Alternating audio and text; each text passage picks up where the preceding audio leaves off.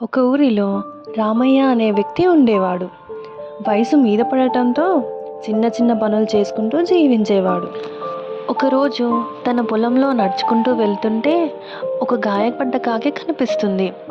అప్పుడు రామయ్య ఇలా అనుకుంటాడు, అయ్యో, దెబ్బ తగిలినట్టుందే, ఇంటికి తీసుకెళ్దాం అని అనుకుంటూ ఆ కాకిని పట్టుకొని ఇంటికి తీసుకెళ్తాడు.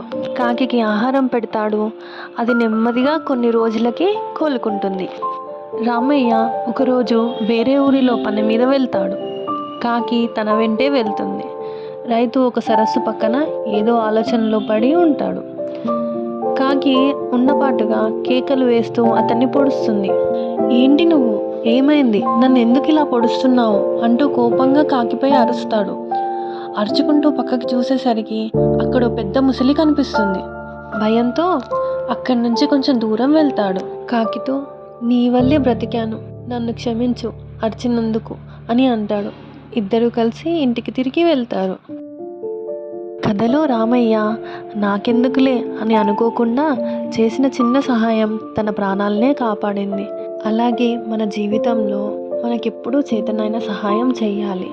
మన సహాయం ఎప్పుడూ మనకి మంచి రూపంలోనే తిరిగి వస్తుంది. నాకు అది నచ్చినట్లయితే please do like, share and subscribe.